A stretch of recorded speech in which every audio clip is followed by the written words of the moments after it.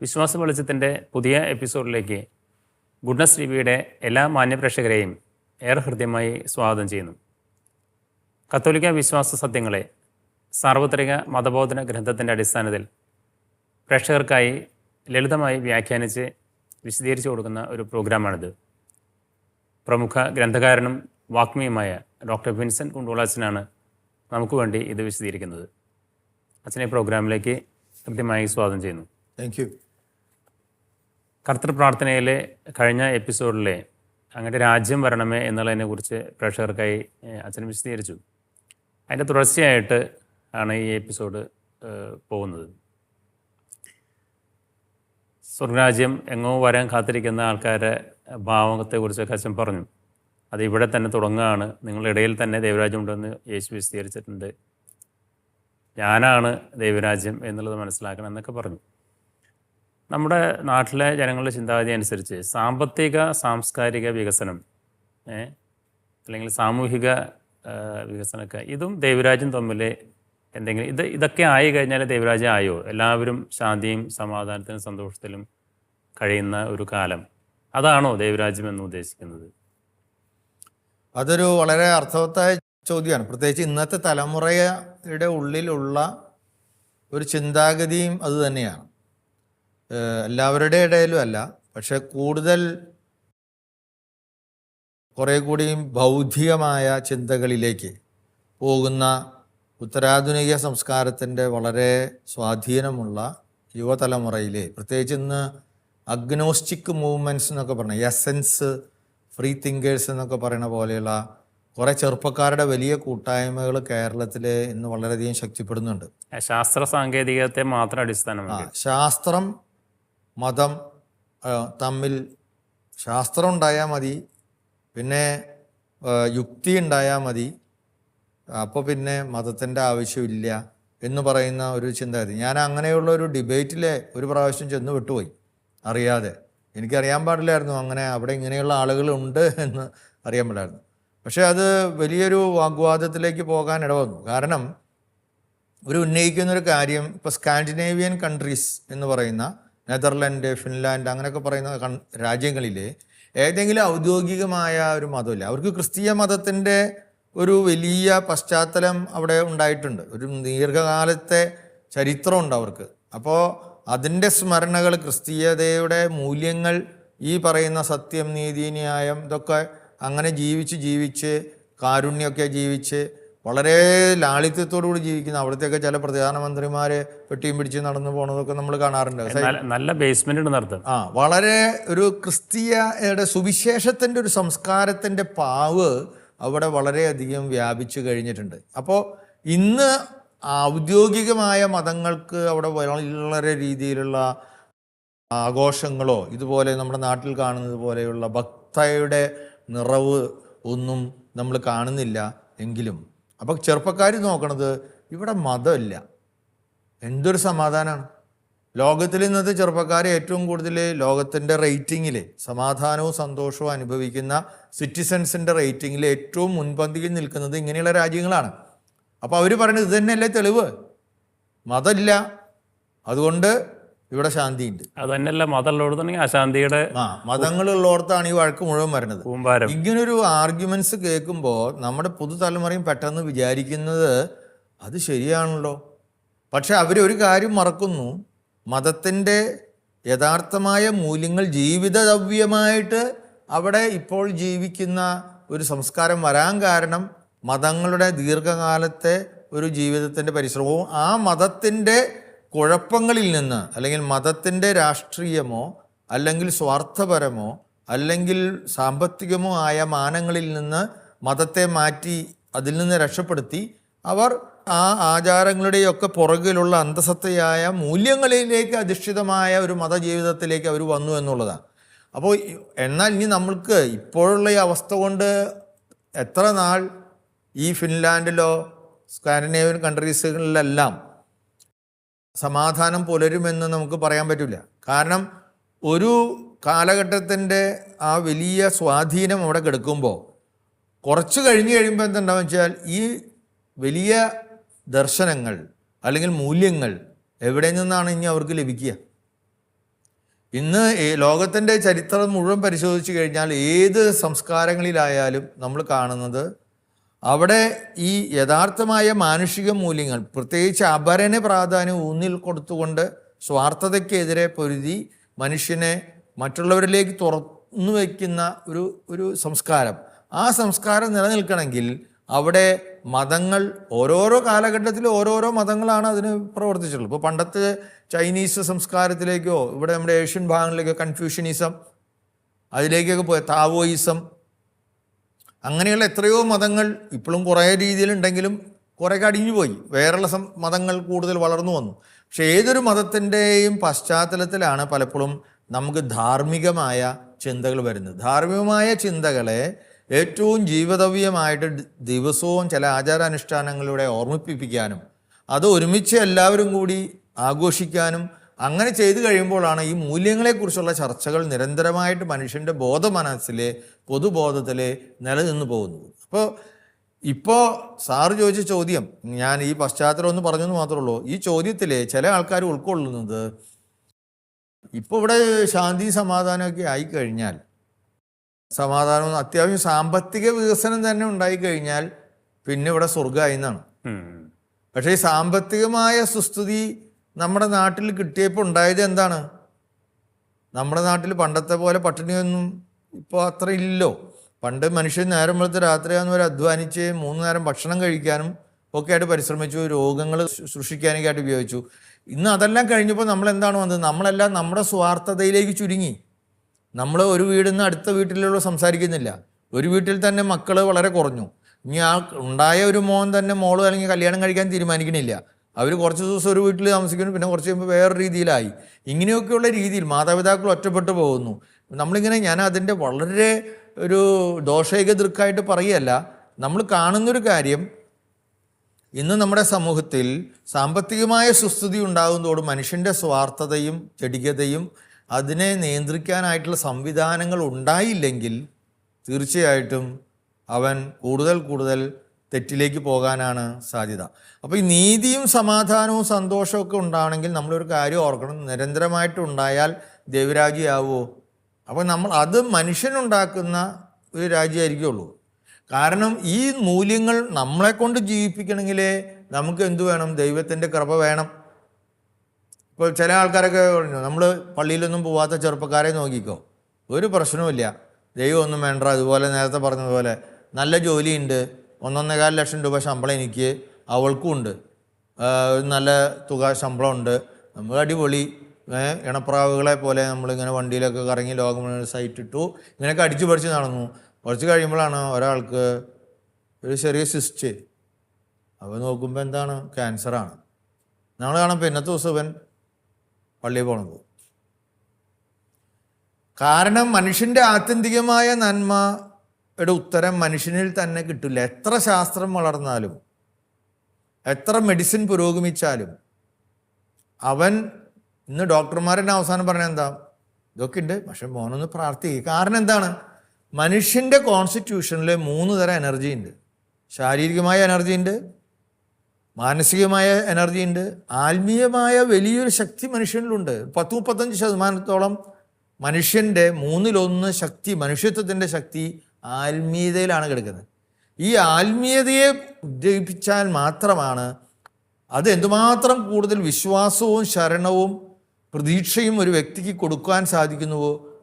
ഏത് രോഗാവസ്ഥയിൽ പോലും, ഞാനിപ്പോൾ ഇന്നലെ MCBS സഭയിൽ പെട്ട കൊളത്തുങ്കൽ എന്ന് പറഞ്ഞ എൻ്റെ പഴയൊരു സ്റ്റുഡൻറ്റ്, 10 കൊല്ലമായിട്ടുള്ള അവനെ പട്ടം കിട്ടിയിട്ട്, അവനിപ്പോൾ തന്നെ 9 ഓപ്പറേഷൻ ചെയ്തു ക്യാൻസർ കാരണം. ഏറ്റവും കൂടുതൽ വ്യാപിക്കുന്ന ഒരു ക്യാൻസറാണ് ആ അച്ഛനുള്ളത്. അപ്പോൾ ഇന്നലെ ഞങ്ങൾ കുറേ നേരം സംസാരിച്ചു. പണ്ട് സെമിനാരിൽ പഠിക്കുമ്പോൾ ഞങ്ങൾ വളരെ അടുപ്പം ഉണ്ടായിരുന്നു ആത്മീയമായ കാര്യങ്ങളിൽ. അപ്പോൾ അദ്ദേഹത്തിന് പക്ഷേ എന്നോട് സംസാരിക്കുമ്പോൾ ഈ രോഗത്തെക്കുറിച്ച് ഒന്നും പറയാനില്ല. അദ്ദേഹം അതൊരു തമാശ പോലെയാണ്. ഇനിയും ഇന്നലെ ഇപ്പോൾ ഡോക്ടർ കുറേ അമൃതയിൽ മൂക്ക് കുത്തിപ്പൊളിച്ച് കുറേ ചോരയൊക്കെ വന്നു, ഇനിയിപ്പോൾ ഇന്ന് പോയിട്ട് വീണ്ടും ചെയ്യണം. അതൊക്കെ ഒരു വഴിയോടെ നടക്കും. അതൊന്നും പുള്ളിക്ക് ഒരു വിഷയമല്ല. എങ്ങനെയാണ്, എല്ലാവരും അത്ഭുതപ്പെടുന്ന കാര്യം ഇതാണ്, എങ്ങനെയാണ് ഈ മനുഷ്യന് ഇത് നേരിടാൻ സാധിക്കുന്നത്? ഈ മനുഷ്യന് ഒരു അസുഖമുള്ള പോലെ നമുക്ക് തോന്നില്ല. ആ അച്ഛൻ സംസാരിക്കുമ്പോൾ മുഴുവനും വന്നുകൊണ്ടിരുന്നത് വളരെ ആത്മീയമായ പക്വമായ ചിന്തകളായിരുന്നു. ഇത് വരുന്നത് എവിടെ നിന്നാണ്? മതത്തിൽ നിന്ന് തന്നെയാണ്. അവൻ ക്രിസ്തുവിൽ നിന്നാണ്. അവൻ പറയുമായിരുന്നു, ആ അച്ഛൻ, സുവിശേഷം നോക്കിയാൽ മതിയില്ല അച്ഛാ. എന്നിട്ട് അദ്ദേഹം വളരെ ചിന്തിപ്പിക്കുന്ന ഒരുപാട് കാര്യങ്ങൾ ജീവിതത്തെക്കുറിച്ച് പറഞ്ഞു. അപ്പോൾ ഞാനിത് പറഞ്ഞു വരുന്നത്, ഒരു രോഗം എന്ന പ്രതിസന്ധിയുടെ മുന്നിൽ ഇതൊക്കെ ആധുനികതയുടെ കാലഘട്ടത്തിലെ ചിന്തകര്, തത്വദാർശനികര് യൂറോപ്പിലെല്ലാം പറഞ്ഞ ദൈവം മരിച്ചു, മതം ജീർണിച്ചു. മതം ജീർണിച്ചിട്ടുണ്ടാവില്ല, ഞാൻ പറയുന്നില്ല, പക്ഷെ മതം ഇനി ആവശ്യമില്ല എന്ന് പറഞ്ഞ മനുഷ്യൻ തന്നെ നമ്മൾ കണ്ടത് ഉത്തരാധുനികത വന്നു കഴിഞ്ഞപ്പോൾ എല്ലാ മതങ്ങളിലും ഈ മതത്തിലേക്കുള്ള ഓടിക്കൂടൽ, ദൈവത്തെങ്കിലേക്കുള്ള ഓടിക്കൂടൽ കൂടുകയാണ്. ജനങ്ങൾ അടിച്ചു കയറുകയാണ്. അപ്പോൾ നമ്മളതിൽ കാണുന്നത് എന്താണ്? മനുഷ്യനെ കൊണ്ട് ഒറ്റയ്ക്ക് അവൻ്റെ ജീവിതത്തിൻ്റെ സമസ്യകൾക്ക് ഉത്തരം കണ്ടെത്താനോ അവൻ്റെ ആത്യന്തികമായ എല്ലാ പ്രശ്നങ്ങൾക്കും പരിഹാരം കിട്ടാനോ മെഡിസിനും ശാസ്ത്രവും യുക്തിയൊക്കെ ഒരു പരിധിവരെ സഹായിക്കും. അതും ദൈവത്തിൽ നിന്ന് വരുന്ന കൃപ തന്നെയാണ്, നന്നായിട്ട് ഉപയോഗിക്കുകയാണെങ്കിൽ. പക്ഷെ അതുകൊണ്ടൊന്നും മനുഷ്യൻ പൂർണ്ണനാകുന്നില്ല. അപ്പോൾ ദൈവരാജ്യം പൂർണ്ണമാണെങ്കിൽ, ദൈവത്തിൻ്റെ പോലെ ഇഷ്ടം അനുസരിച്ച് ഈ ലോകം നടക്കണമെങ്കിൽ, ഇവിടെ നമ്മൾ സൃഷ്ടിക്കുന്ന ശാന്തിയും സമാധാനവും നെഗോസിയേഷനിലൂടെയും കുറച്ച് യുദ്ധം ചെയ്തിട്ടും പേടിപ്പിച്ചിട്ടും ഇരുത്തിയൊക്കെ ഉണ്ടാക്കുന്ന സമാധാനം കൊണ്ടൊന്നും സമാധാനം ഉണ്ടാവില്ല. ലോകത്ത് സമാധാനം ഉണ്ടാവില്ല, മനുഷ്യന് സമാധാനം ഉണ്ടാവില്ല, സമൂഹത്തിൽ ജീവിക്കുമ്പോൾ സമാധാനം ഉണ്ടാവില്ല. അതുകൊണ്ട് ഈ ദൈവരാജ്യം എന്നൊക്കെ പറഞ്ഞ് സൃഷ്ടിക്കപ്പെടുന്നത് ദൈവത്തിൻ്റെ ആത്മാവിൻ്റെ പ്രവർത്തനങ്ങൾ കൊണ്ട് മാത്രമേ അത് ശാശ്വതമായിട്ട് സംഭവിക്കുകയുള്ളൂ. അതുകൊണ്ട് ഒരിക്കലും നമ്മൾ തെറ്റിദ്ധരിക്കേണ്ട, ഇവിടെ വികസനം ഉണ്ടായിക്കഴിഞ്ഞാൽ ഉടനെ തന്നെ സമാധാനമാവുമെന്ന് നമ്മൾ വിചാരിക്കേണ്ട. അതുപോലെ ഈ ദൈവരാജ്യം നല്ലവർക്ക് കിട്ടുന്നൊരു സമ്മാനമാണ് എന്നുള്ളൊരു ചിന്തയുണ്ട്. നല്ലവർക്കാണ് ദൈവരാജ്യത്തിൽ പ്രവേശനമുള്ളൂ എന്നുള്ളത്. അതിൽ നമുക്ക് എന്തെങ്കിലും, അപ്പം അങ്ങനെയാണെങ്കിൽ അതൊരു ഫ്രീ ഗിഫ്റ്റായിട്ട് വരുന്നതാണ്. അതെ, നമുക്ക് തീർച്ചയായിട്ടും നമ്മൾ വളരെയധികം നമ്മുടേതായ ഉത്തരവാദിത്വം, ഞാൻ പാതി ദൈവം പാതി എന്ന് നമുക്കറിയാം. നമ്മൾ കഴിഞ്ഞ പ്രാവശ്യം അതിനെക്കുറിച്ച് വിശദീകരിച്ച് പറഞ്ഞു കഴിഞ്ഞു. കാരണം കളകളുടെ ഉപമയൊക്കെ പറഞ്ഞപ്പോൾ മനസ്സിലായി, കളകളും ചെടികളും ഒരേ സമയം പറിച്ച് കളയണ്ട. പക്ഷേ ഈ ചെടികൾ എപ്പോഴും കളകളെക്കുറിച്ച് ജാഗ്രത ഉള്ളവനായിരിക്കണം. കൃഷിക്കാരൻ അതിനെക്കുറിച്ച് ശ്രദ്ധ ഉള്ളവനായിരിക്കണം. കാരണം വിത്ത് അങ്ങനെ സ്വന്തമായിട്ട് വളർന്ന് ദൈവകൃപയിൽ അത് വളർന്നു വരുമ്പോഴും ഞാൻ മനുഷ്യനെന്ന രീതിയിൽ ഈ പറയുന്ന കാര്യങ്ങളൊക്കെ മനസ്സിലാക്കിക്കൊണ്ടുള്ളൊരു ജീവിത വൃത്തിയിലൂടെ ദൈവരാജ്യത്തിന് വേണ്ടി നമ്മൾ മാറാനാത്ത വേഗം വരണമേ, കർത്താവെ വേഗം വരണമേ എന്ന് നമ്മൾ പ്രാർത്ഥിക്കുന്നുണ്ട്. നമ്മൾ നിരന്തരമായി പ്രാർത്ഥിക്കണം, നമ്മൾ നിരന്തരമായി പ്രവർത്തിക്കണം. അപ്പോൾ അതുകൊണ്ട് ദൈവരാജ്യം വരുന്നതിൽ നമുക്ക് റോളുണ്ട്, പക്ഷെ നമ്മൾ മാത്രമല്ല അത് ചെയ്യുന്നത്. അതുകൊണ്ട് പരിശുദ്ധാത്മാവിന് ഒരു പ്രത്യേകമായ ദൈവത്തിൻ്റെ പദ്ധതിക്ക് അതിനൊരു സ്ഥാനമുണ്ട്. നമ്മളെക്കൊണ്ട് പറ്റാവുന്ന നമ്മൾ ചെയ്യുക. അപ്പോൾ ദൈവത്തിൻ്റെ ആത്മാവിൽ ആശ്രയിച്ച് പ്രവർത്തിക്കുമ്പോൾ അത് അതിൻ്റെ ക്രമാനുഷ്ഠിതമായ സമയങ്ങളിൽ അത് പൂർത്തീകരിക്കപ്പെട്ടുള്ളൂ. അതുപോലെ അടുത്ത ഇതിൽ ഈ കർത്തൃപ്രാർത്ഥന അടുത്ത് വരുന്നതിൻ്റെ തിരുമനസ് നിറവേറട്ടെ എന്നാണ്. ഈ ദൈവത്തിൻ്റെ തിരുമനസ് നിറവേറട്ടെ എന്ന് നാം പ്രാർത്ഥിക്കുമ്പോൾ എങ്ങനെയാണ് ദൈവത്തിൻ്റെ തിരുമനസ് ഇന്നതാണ് എന്ന് നാം മനസ്സിലാക്കുന്നത്? വളരെ കുഴപ്പം പിടിച്ച ഒരു ചോദ്യമാണ്. എനിക്ക് തന്നെ ഡിസൈഡ് ചെയ്യാൻ പറ്റില്ലല്ലോ ഇതാണ് ദൈവത്തിൻ്റെ തിരുമനസ് എന്നുള്ളത്. അതെ, അതിനെ ദൈവം നമ്മുടെ ഉള്ളിലെല്ലാം നിക്ഷേപിച്ചിട്ടുള്ള മനസാക്ഷിയുടെ ഒരു സ്വരമാണ് ഇതിൽ പ്രധാനമായിട്ട് നമ്മളെ സഹായിക്കുന്നത്. ഒരു കാര്യം, ഒരു ഘടകം. അതുകൊണ്ട് നമ്മൾ പറഞ്ഞു, ഞാൻ എൻ്റെ മനസാക്ഷി അനുസരിച്ച് ജീവിക്കുന്ന ആളുകൾ നല്ലതാണെന്ന് വിചാരിച്ച് മനസാക്ഷി അനുസരിച്ച് ജീവിക്കുമ്പോൾ തീർച്ചയായിട്ടും എനിക്ക് ദൈവത്തിൻ്റെ രക്ഷയിലേക്ക് നടക്കാനുള്ള വഴികളായിട്ട് അത് മാറും എന്ന് സഭാപഠനങ്ങളിൽ നമ്മൾ കാണുന്നുണ്ട്. പക്ഷേ ഈ മനസാക്ഷി എങ്ങനെ രൂപീകരിക്കപ്പെടുന്നു എന്നുള്ളതാണ് പ്രധാനപ്പെട്ടത്. മനസാക്ഷി രൂപീകരണത്തിൽ ഒരുപാട് അപാകതകൾ സംഭവിച്ചാൽ, തെറ്റായ ഒരു സംസ്കാരത്തിൽ ഞാൻ ചെയ്യുന്നത് ശരിയാണെന്ന് വിചാരിച്ചുകൊണ്ട് തന്നെ തെറ്റുകൾ ചെയ്തുകൊണ്ട് അങ്ങനത്തെ ഒരു കാലഘട്ടത്തിലാണ് നമ്മൾ കടന്നു പോകുന്നത്. കാരണം പ്രധാനാധ്യാപകന്റെ മുഖത്ത് നോക്കിയിട്ട് നീ പുറത്തേക്ക് ഇറങ്ങ് തന്നെ ഞാൻ ശരിയാക്കാം എന്ന് പറയുന്ന 9ാം ക്ലാസ്സുകാരനാണ് നമ്മളിപ്പോൾ ഈ അടുത്ത അധ്യാപകരുടെ വലിയ ദുരിതങ്ങളൊക്കെ ഞാൻ ആ രീതിയിൽ വായിക്കുകയുണ്ടായി. കുട്ടികളുടെ മനസാക്ഷി രൂപീകരണത്തിൽ നമ്മൾ വഹിക്കുന്ന പങ്ക് അതാണ്. അപ്പോൾ ഈ മനസാക്ഷി രൂപീകരണം നടത്തുമ്പോൾ എപ്പോഴും കാതലായിട്ട് നമ്മൾ സുവിശേഷങ്ങളിലും പഴയ നിയമങ്ങളിലും മുഴുവൻ കാണുന്നതിലുള്ള പ്രധാനപ്പെട്ട കാര്യം ദൈവത്തിൻ്റെ ഇംഗിതം എങ്ങനെ തിരിച്ചറിയുന്നുള്ളടത്ത് ഒന്നാമത്തെ തെളിവായിട്ട് ഞാൻ കാണുന്നത്, ഞാൻ എടുക്കുന്ന തീരുമാനങ്ങളിൽ എനിക്കാണോ പ്രൈമസി ഞാൻ കൊടുക്കുന്നത്, അതോ എന്നെ സൃഷ്ടിച്ച ദൈവത്തിന് എന്നെക്കുറിച്ചുള്ള ഒരു പദ്ധതിയിൽ എന്താണ് ദൈവം ആഗ്രഹിക്കുന്നത് എന്ന് കേൾക്കാനുള്ള ഒരു തുറവുള്ള കാതുകളോടെയും മനസ്സോടെയും ഞാൻ ജീവിച്ച് അത് ഗ്രഹിക്കാനായിട്ട് ഞാൻ ഒരു സ്പേസ് അവിടെ ജീവിതത്തിൽ ഒഴിച്ചിടുന്നുണ്ടോ? ഉണ്ടെങ്കിൽ അവന് കുറേശ്ശെ ദൈവത്തിൻ്റെ ഇംഗിതം എന്താണെന്ന് അവൻ്റെ ഉള്ളിൽ വെളിപ്പെട്ട് കിട്ടും. ആദിമ പാപം എന്ന് പറയുന്നത് എന്താണ്? ദൈവം പറഞ്ഞു, ആദത്തിനോടും ഹവ്വയോടും പറഞ്ഞു, നിങ്ങൾ ഏത് കനി വേണമെങ്കിലും ഭക്ഷിച്ചോ, നടുക്കിൽ നിൽക്കുന്ന വൃക്ഷത്തിൻ്റെ കനി ഭക്ഷിക്കരുത്. പക്ഷേ അവിടുന്ന് തുടങ്ങിയ പാപം എന്ന് പറയുന്നത് എന്താണ് വാസ്തവത്തിൽ? അവൻ പറഞ്ഞു, ദൈവം എങ്ങനെയാ എനിക്ക് എൻ്റെ വളർച്ചയ്ക്ക് അതിർവരമ്പുകൾ സൃഷ്ടിക്കണ്ട, ഞാൻ തന്നെ ഡിസൈഡ് ചെയ്തോളാം, ഞാൻ തന്നെ തീരുമാനങ്ങൾ ഞാൻ എടുത്തോളാം എൻ്റെ ഇഷ്ടത്തിൽ. അപ്പം അങ്ങനെ ഇഷ്ടത്തിൽ എടുത്ത ഒരു സംഭവമാണ് നമ്മൾ കാണുന്നത്. ഹവ്വ ഇങ്ങനെ പഴം കണ്ടപ്പോൾ അത് പൊട്ടിച്ചു, പിന്നെ അവൾ അത് കൊണ്ടുപോയിട്ട് തൻ്റെ ഭർത്താവിനും കൊടുത്തു. പക്ഷെ നമ്മൾ കഴിഞ്ഞിട്ട് കാണുന്നത് എന്താണ്? തനി യുക്തിയിലെ സാത്താൻ്റെ രൂപത്തിൽ അവൻ്റെ ഉള്ളിൽ വന്ന ചിന്ത, ഇത് കഴിച്ചാൽ നീ ദൈവത്തെ പോലെ ആകണമെങ്കിൽ നീ അത് കഴിച്ചുകൂടെ, നിനക്ക് ദൈവമായിക്കൂടെ. ഈ ദൈവമത്തിൻ്റെ സ്ഥാനത്ത് ഞാൻ കയറിയിരിക്കുന്നതാണ് ഈ പാപം എന്ന് പറയുന്നത്. അതാണ് ദൈവത്തിൻ്റെ സൂപ്രമസി. പ്രാധാന്യത്തിന് പകരം മനുഷ്യനെ തന്നെ പൂർണ്ണമായിട്ട് നമ്മൾ പ്രാധാന്യം കൊടുക്കുന്നുണ്ടെങ്കിൽ ഓർത്തോ, ഇത് ദൈവത്തിൻ്റെ ഇംഗിതമല്ല. ദൈവത്തിൻ്റെ ഇംഗിതം എന്താണെന്ന് മനസ്സിലാക്കണമെങ്കിൽ ഞാൻ മനുഷ്യനാണ് തമ്പുരാനെ. ഞാൻ പലപ്പോഴും പ്രാർത്ഥിക്കുമ്പോഴും കുർബാനയിലൊക്കെ ഞാൻ ഇങ്ങനെയൊക്കെ പ്രാർത്ഥിക്കുന്നു, പക്ഷേ ഇതൊക്കെയാണ് ശരിയെന്ന് എനിക്ക് ഉറപ്പില്ല, നിനക്കറിയുള്ളൂ. അതുകൊണ്ട് നീ ഒരു കാര്യം ചെയ്യേണ്ടത്, എനിക്ക് നന്നായിട്ട് ജീവിക്കാനുള്ള കഴിവൊന്നുമില്ല ദൈവമേ, അതുകൊണ്ട് അതിൻ്റെ കുറവ് കൂടി നീ പരിഹരിച്ച്. നമ്മൾ ദൈവത്തോട് വളരെ സ്നേഹത്തിൽ സംസാരിക്കുമ്പോൾ അങ്ങനെയൊക്കെയാണല്ലോ, നീയേ ഞാൻ എന്നൊക്കെ പറഞ്ഞിട്ട് സംസാരിക്കുന്നത്. ദൈവമേ നീ അത് മനസ്സിലാക്കിയിട്ട് എൻ്റെ ജീവിതത്തിന് നിൻ്റെ പദ്ധതി അനുസരിച്ച് ഏറ്റവും യോജിച്ചത് എന്താണോ അങ്ങനത്തെ കാര്യങ്ങൾ മാത്രത്തിൽ പോയി ഞാൻ ചാടാനും, അങ്ങനത്തെ കാര്യങ്ങളിൽ മാത്രം സേവനം ചെയ്യാനും, അങ്ങനത്തെ കാര്യങ്ങളിൽ കൊണ്ട് മാത്രം തൃപ്തിപ്പെടാനും എൻ്റെ മനസ്സിനെ ഒരുക്കണമേ. അത് നേരിട്ട് ഫൈറ്റ് ചെയ്തൊന്നും നേടിയെടുക്കാനുള്ള കഴിവ് ഈ കുണ്ടുകുളത്തിനില്ല. അതുകൊണ്ട് അങ്ങനെ നമ്മൾ വിധേയപ്പെട്ട് കഴിയുമ്പോൾ നമ്മൾ കാണുന്നത് പലപ്പോഴും നമ്മൾ കാണാത്ത കാര്യങ്ങൾ ദൈവം നമ്മളിലൂടെ നിറവേറ്റുന്നതാണ്. അല്ല പത്രോസ് അങ്ങനെയാണല്ലോ സറണ്ടർ ചെയ്യണത്. നീ ഇനി എന്നെ ചോദിച്ച് ബുദ്ധിമുട്ടിപ്പിക്കരുത്, നീ എല്ലാം അറിയുന്നല്ലോ, നീ എല്ലാം അറിയുന്നല്ലോ. അതുകൊണ്ട് അങ്ങനെയുള്ള ഒരു രീതിയിലേക്ക്, അപ്പോൾ ഇത് അങ്ങനെ അല്ലാതെ നമ്മൾ തന്നെ എടുത്ത ഒരു തീരുമാനത്തിൻ്റെ പേരിൽ പിന്നീട് നമ്മൾ തെറ്റു വരുമ്പോൾ ഉണ്ടാവണം എന്ന് വെച്ചാൽ നമ്മളെല്ലാവരെയും കുറ്റപ്പെടുത്തും. ഈ ആദ്യമ പാപത്തിൽ തന്നെ ദൈവം കുറച്ച് കഴിഞ്ഞപ്പോൾ അന്വേഷിച്ചു. ആ കഥയിലൂടെ അത് വളരെ മനോഹരമായിട്ട് പറയുന്നുണ്ട്. ആദം നീ എവിടെയാണെന്ന് ചോദിച്ചു കഴിയുമ്പോൾ അങ്ങനെ അവസാനം തപ്പിപ്പിടിച്ച് അവൻ ഒളിച്ച്. അവർക്ക് നാണം തോന്നി, അവർ ഭയപ്പെട്ടു, അവർക്ക് അവരായിരിക്കുന്ന രീതി പ്രകടിപ്പിക്കാൻ അവർക്ക് സാധിച്ചില്ല. എന്നിട്ട് എന്തുണ്ടായി? അത് കഴിഞ്ഞപ്പോൾ നീ എന്താണ് ഇങ്ങനെ ചെയ്തത്? അപ്പോൾ അവൻ ഉടനെ ചെയ്യണത് എന്താ? പെണ്ണിനെ കുറ്റം പറയുവാണ്. ആ പെണ്ണിനെ കുറ്റം പറഞ്ഞു കഴിഞ്ഞപ്പോൾ അവൾ തന്നു, ഞാൻ തിന്നു. അപ്പോൾ അവൻ ഉത്തരവാദിത്വം കേൾക്കണില്ല. എന്നിട്ട് ഹവ്വയോട് ചോദിച്ചപ്പോൾ പറഞ്ഞു, അത് പാമ്പ് തന്നു, എന്നോട് ഇങ്ങനെ പറഞ്ഞപ്പോൾ ഞാൻ അങ്ങനെ വിശ്വസിച്ചു. അപ്പോൾ അതിൽ നമ്മൾ കാണുന്നത്, നമ്മൾ നമ്മുടെ ഇംഗിതത്തെ തന്നെ ഏറ്റവും പരമമായിട്ട് പ്രതിഷ്ഠിക്കുകയും എൻ്റെ ഇംഗിതമാണ് നടക്കേണ്ടത്, എൻ്റെ മീതെ ആരുമില്ല, എനിക്ക് ആരോടും ഒന്നും ചോദിക്കേണ്ടതില്ല, അങ്ങനെ ചിന്തിക്കുന്നത് തന്നെ മനുഷ്യ അസ്തിത്വത്തിൻ്റെ സ്വഭാവത്തിന് തന്നെ തെറ്റാണ്. കാരണം നമ്മൾ വ്യക്തികളാണ്. ചിലർ പറയില്ല സെൽഫ് മെയ്ഡ് മാൻ. സെൽഫ് മെയ്ഡ് മാൻ എന്ന് പറയുന്നത് ഒരു സെൽഫ് കോൺഫിഡൻസിനെ കുറിച്ച് പറയാം. പക്ഷെ അങ്ങനെ ഒരു ആരാണ് സെൽഫ് മെയ്ഡ്? ഞാനായത് എന്താണ്? എൻ്റെ അപ്പൻ്റെയും അമ്മയുടെയും തലമുറകളുടെയും കുറേ ജീൻസിൻ്റെ ചില മെച്ചം, ഞാൻ വളർന്ന വീടുകളിൽ സാഹചര്യങ്ങളിൽ, സമൂഹം എന്നെ വളർത്തിയ രീതി, ഞാൻ പഠിച്ച പാഠങ്ങൾ, ജീവിതത്തിലുണ്ടായ അനുഭവങ്ങൾ, അങ്ങനെ നമ്മൾ ആയിട്ടുള്ളൂ. അപ്പം അതുകൊണ്ട് ഈ അഹംഭാവമാണ് വാസ്തവത്തിൽ ശരിക്കും ഈ അഹന്ത, ഞാൻ ഞാൻ ഞാൻ എന്നുള്ള ആ ചിന്തയിൽ നിൽക്കുന്ന കാര്യത്തോളം ദൈവ തിരുമനസ് ഇവിടെ ഉണ്ടാവില്ല.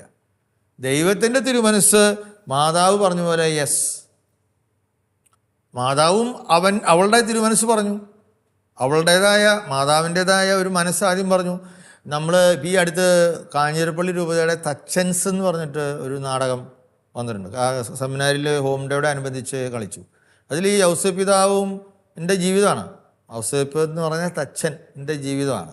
വളരെ മനോഹരമായിട്ടുള്ള ചില ഹേമന്ത് കുമാറിൻ്റെ സ്ക്രിപ്റ്റാണ്. കുറേ സിനിമ നാടകങ്ങളൊക്കെ ചെയ്യുന്നത്, കടലാസിലെ ആനയൊക്കെ ചെയ്ത ആൾ തന്നെയാണ്.